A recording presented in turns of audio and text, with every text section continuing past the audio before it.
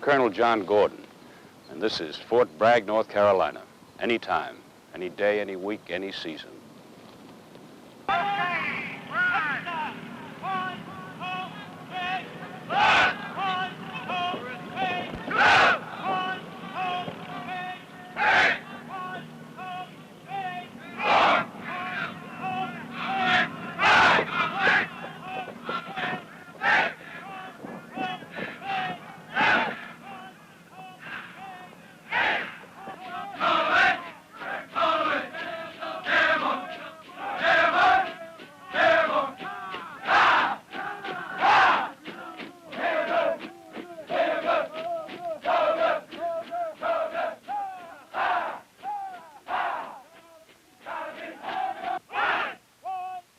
Training in the 82nd Airborne Division is continuous, hard, and demanding. It has to be, to build strength and stamina.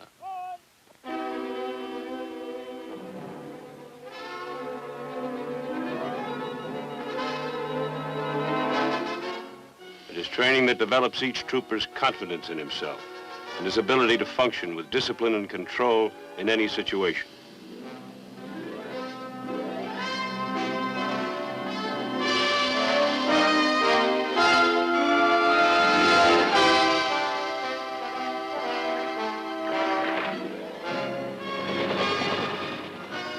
Teaches him the many military skills that make the airborne trooper a formidable fighting man.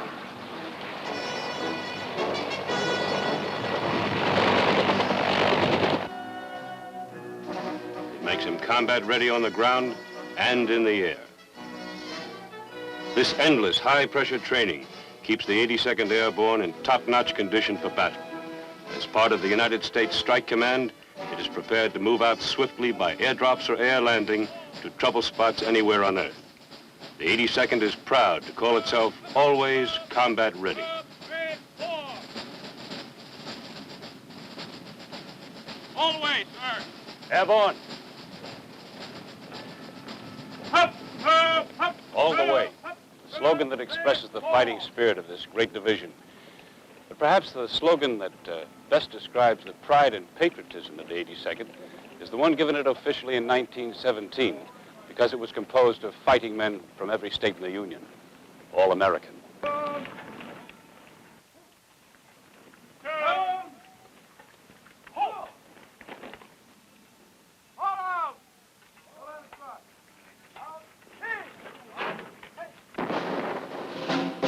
The 82nd started as an infantry division in World War I.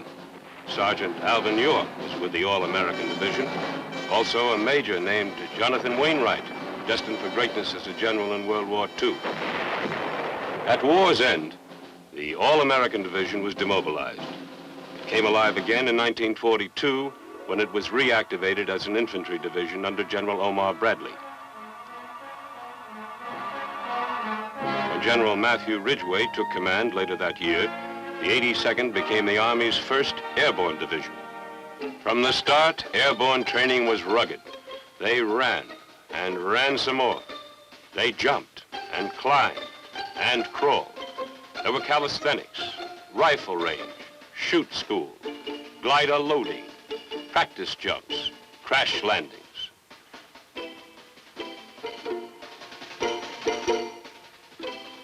Training was continuous from Fort Benning, Georgia to the sands of North Africa. The men of the 82nd were learning what it meant to be really combat ready.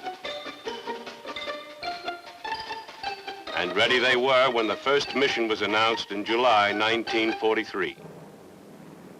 Blowing up clouds of desert dust, they took off from North Africa and headed out over the blue ocean. Ahead was their first combat jump.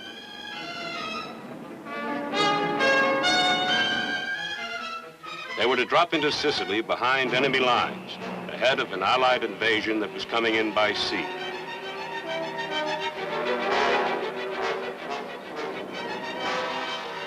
The men of the 82nd advanced 150 miles in 6 days. The German and Italian defenders were routed, but not without hard fighting. The Sicilian campaign was the first combat proof that American airborne doctrine was valid. And the fighting quality of its paratroopers was made dramatically clear.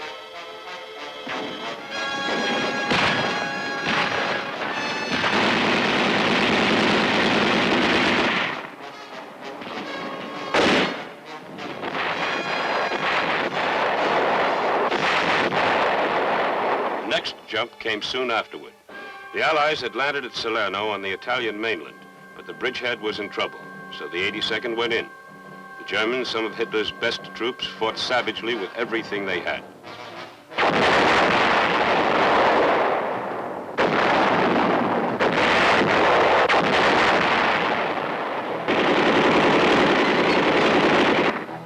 It wasn't enough.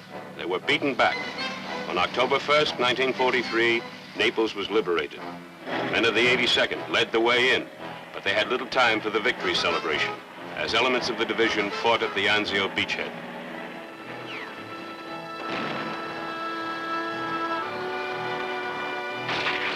They pursued the Germans into the Apennine Mountains.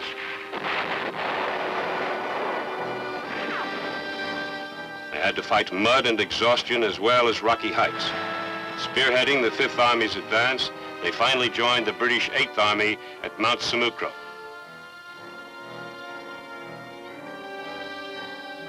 Then the 82nd was relieved and sent to England. This was their first real breathing spell since Sicily. No one really believed it would last for long, but it was nice while it lasted. Replacements began pouring in, and intensive training was resumed.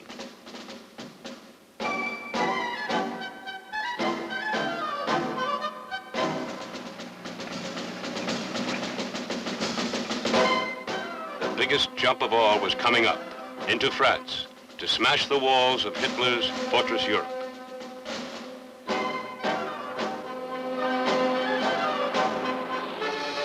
Once again, they were going in ahead of the ground forces. The 82nd Airborne, the new 101st American Airborne, and the British 6th Airborne. The German army was taken by surprise, but not completely.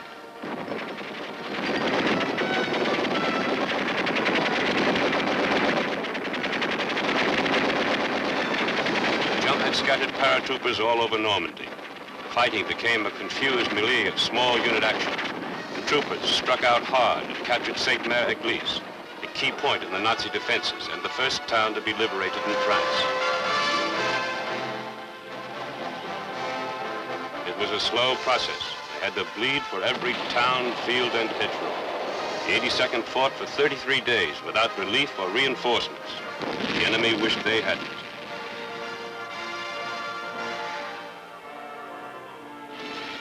Of the 13,000 men who jumped into Normandy, only 5,000 were still on their feet when the 82nd was sent back to England to rest and rebuild the outfit. Almost as bad an ordeal was the Battle of the Bulge, when Hitler's panzer divisions cracked the Allied line in Belgium. The 82nd was called on to hold the northern shoulder of the Bulge. Not only were they outgunned and outnumbered, they were freezing.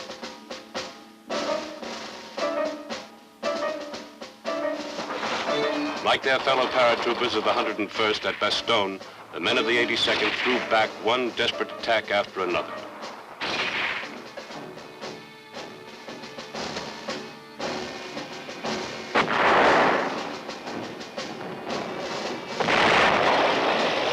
Finally, the Nazi drive was played out.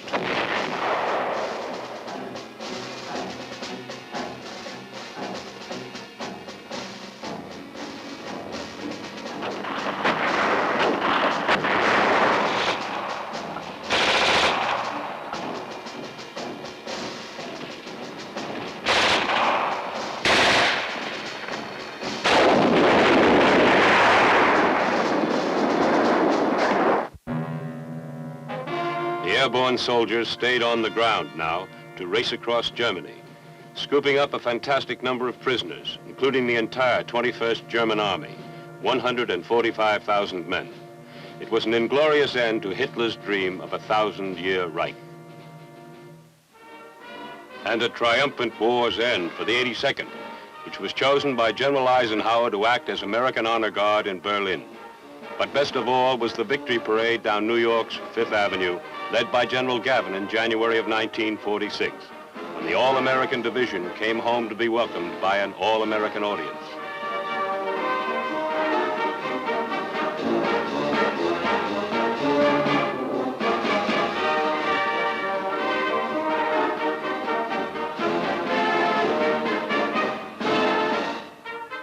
Unlike the aftermath of World War I, there was no deactivation for the 82nd this time.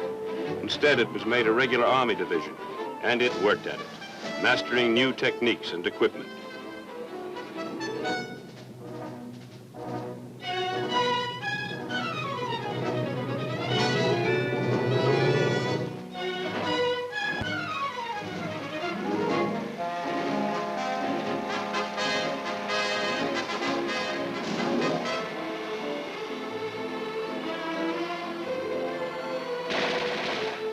Peacetime training and maneuvers were almost as rugged as World War II. A series of large-scale field exercises made sure that the 82nd lived up to its reputation of always being combat ready. There was some disappointment at not being called on to help in Korea, but that almost totally mountainous country made the use of airborne troops impractical.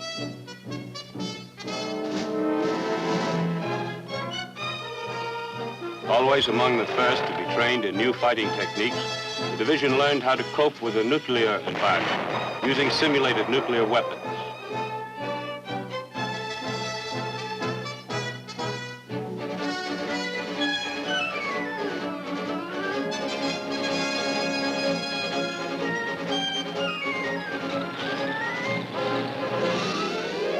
These training exercises ranged from coast to coast and as far north as Alaska, where the paratroopers were drilled in cold weather jumping and tactical maneuvers.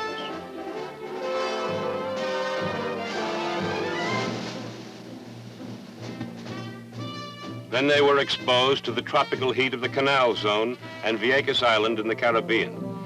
For the 82nd, being combat ready meant being fully prepared to fight in any location on Earth. Real combat seemed close in 1962. The All-Americans were set to go all the way during the Cuban Missile Crisis in October. The 82nd stayed on full alert until the threat of war was over. However, another alert 3.5 years later did result in the 82nd being under fire again. Late in April of 1965, the 82nd Airborne, as part of the Army's Strike Command, received emergency orders to deploy into the revolt-torn Dominican Republic. The 82nd led the way as the advance guard of an inter-American peace force fielded by the OAS, the Organization of American States. Anti-communist Dominicans were on hand to greet them with warm support. But the troopers soon learned that not all the local citizens were friendly when they undertook their first mission. This was to secure the east bank of the Azama River and the Duarte Bridge that crossed it. The airborne soldiers promptly came under sniper fire from rebels holding commanding positions on the other bank. It was a baptism of fire for most of the young troopers, but they took it with the cool competence of veterans. They crossed the bridge and penetrated Santo Domingo, where they set up a network of outposts and checkpoints to contain the rebel sector.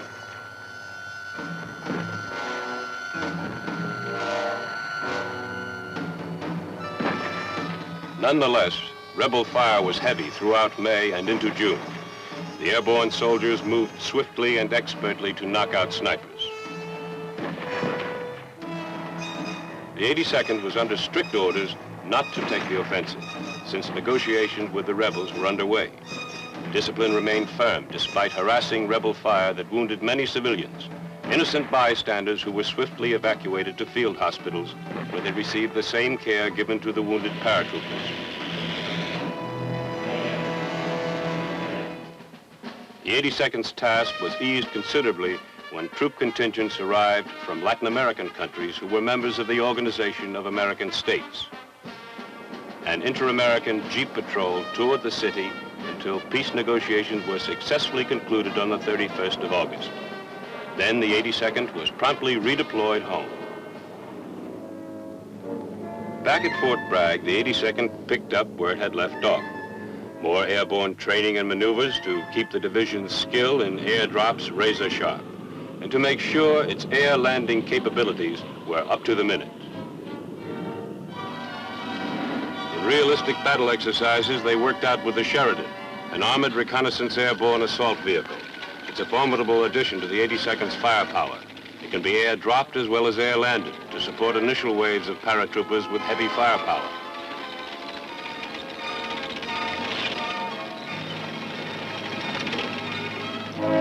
has a 152 millimeter main gun.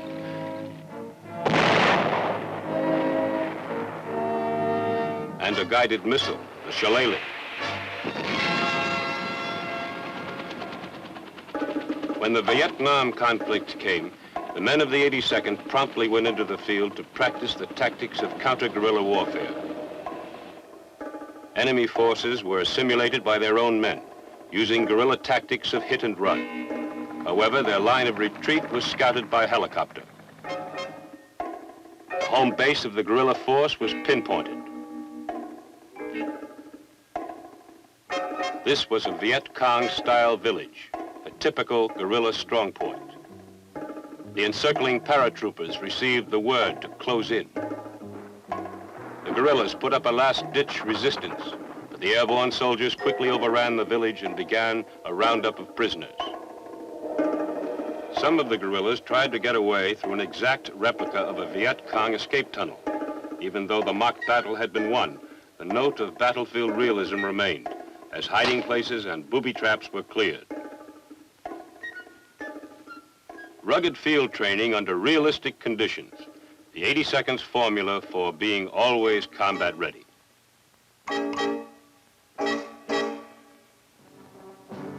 Early in 1968, the All-Americans were called upon to put this counterinsurgency expertise to use in battle. The 3rd Brigade was sent to South Vietnam during the Communist Tet Offensive.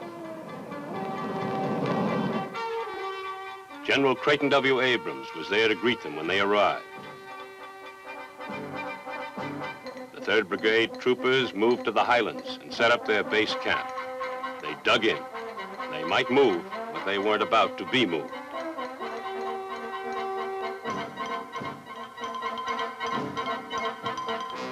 Bunkers were built, firing positions sandbagged. 4.2-inch mortars were set up.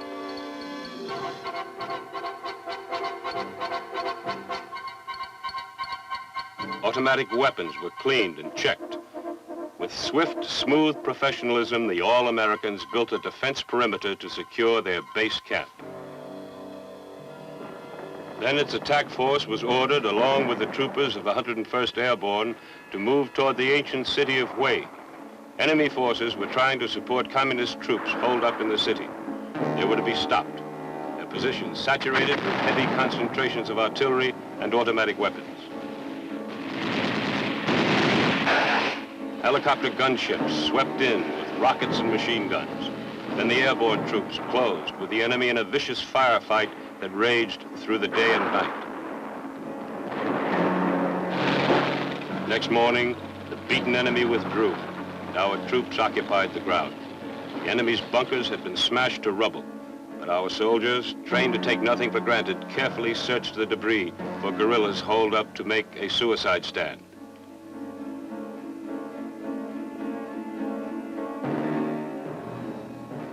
But the Viet Cong really were gone, except for those who had been killed or captured.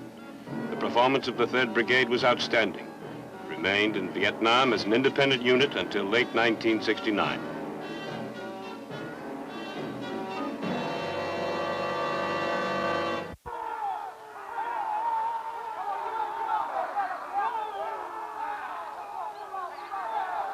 The 82nd Airborne already has a fully trained new brigade, the 4th to replace the 3rd. They continue to train tirelessly to raise their high state of combat readiness a notch higher. To make its superb fighting men tougher, smarter, deadlier soldiers, its schools are busy developing small unit leaders, training specialists in old and new military skills. This is the Raider School, the 82nd's adaptation of the famed Ranger course at Fort Benning.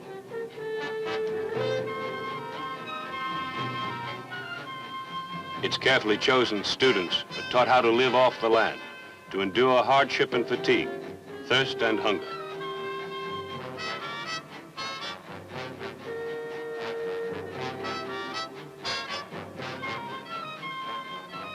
They must be able to carry out patrols in difficult country, to bring back intelligence information or prisoners.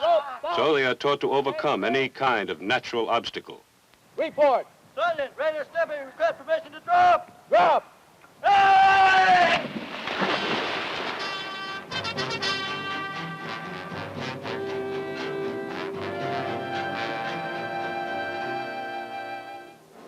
Raider training also means they must learn to handle a wide variety of demolitions, expertly, safely, effectively.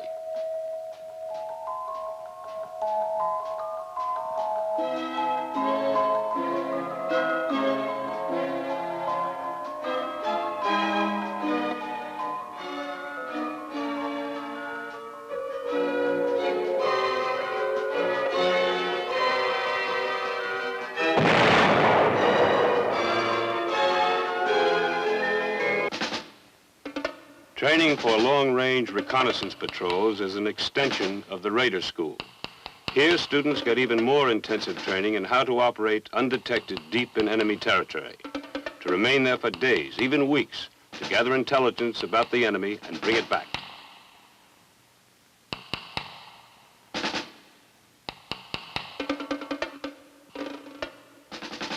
Check the jumper's helmet for chin strap. Then you move down to the canopy release assemblies. Check it to be sure it is secure, and then cover it. In the Advanced Airborne School, a group learns how to function in the role of jump master. The instructor is teaching them how to conduct a safety check of paratroopers' jump equipment. Safety fork is inserted. Then you move around to the jumper's right to the waistband. Follow the waistband around behind the reserve parachute. Follow it all the way around to the quick release. Then move to the reserve parachute. The safety of the men under his command is a jump master's paramount concern. Obviously, it is a matter of life or death that all hooks, straps, and lines are properly in place. This concern for every detail of safety carries over to the interior of the jump aircraft. The instructor shows how the jump master must check out everything, every inch of the anchor line cable. The fire extinguisher. It has to be there, filled and up to pressure. From end to end of the big troop compartment, the jump master's job is to make sure, personally, right down to the jump lights by the door.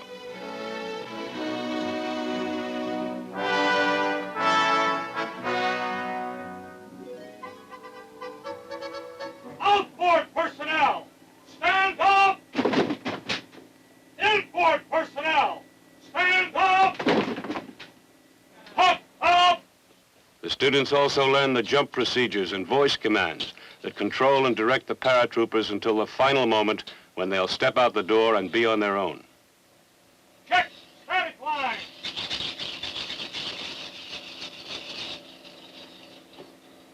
Check equipment!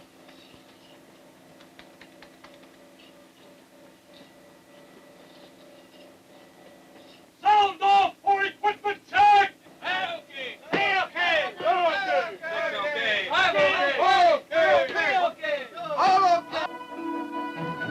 In the Advanced Airborne School, students also study air movement operation in terms of equipment. The 82nd trains its own specialists in the techniques of loading and securing cargo for air landing operations.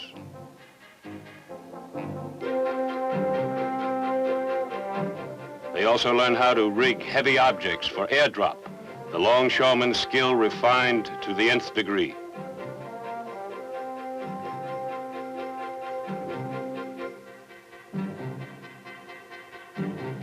In the Supply and Maintenance School, student officers learn how to calculate supply requirements for different size units and how to systematically inspect fighting equipment to make sure it's always ready to go.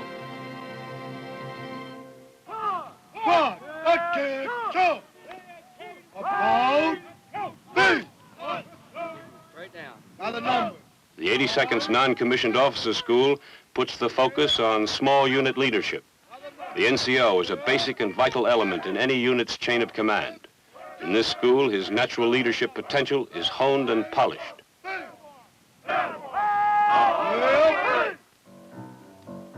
In the 82nd Airborne, the competitive spirit is encouraged by an intensive sports program.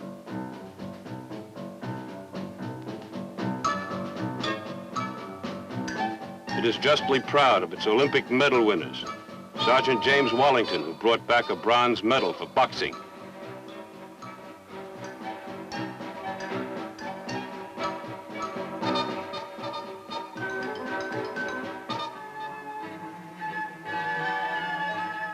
Sergeant Wallington is equally skilled in his job as a member of the division's highly effective and fully air-portable communications network.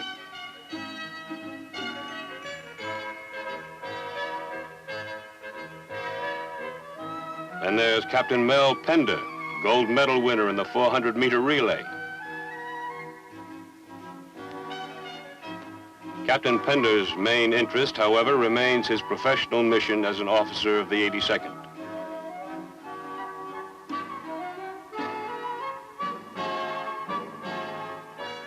But perhaps no sport so truly represents the airborne as the free fall parachuting of the 82nd Sport Parachute Club.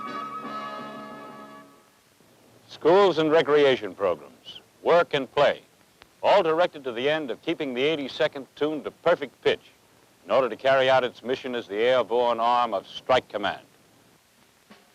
These men starting out on a typical training maneuver are known as an immediate ready force. The IRF could be a company, battalion, or brigade in many combinations of firepower according to the need. Whatever and wherever the need, these men are ready to respond. Each one superbly trained, strongly disciplined, ready. When they move fast. The complex paperwork of personnel and cargo lists is handled with lightning speed by computerized equipment. This ability to pick up and go, far, fast, and fully armed, was dramatically demonstrated in 1969 exercise called Focus Retina. 2,500 troopers of the 82nd were deployed from the United States to Korea in a matter of hours.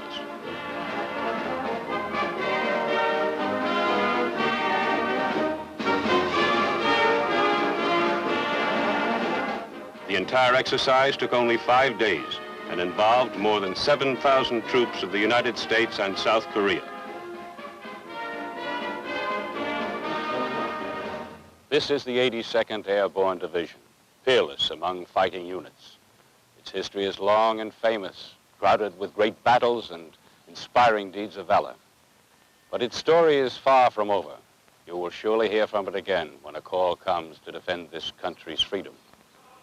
The division will always be in the forefront of battle, and beyond all doubt will prove again, over and over if necessary, that in fighting skill, courage, and devotion to duty, the men of the 82nd are indomitable.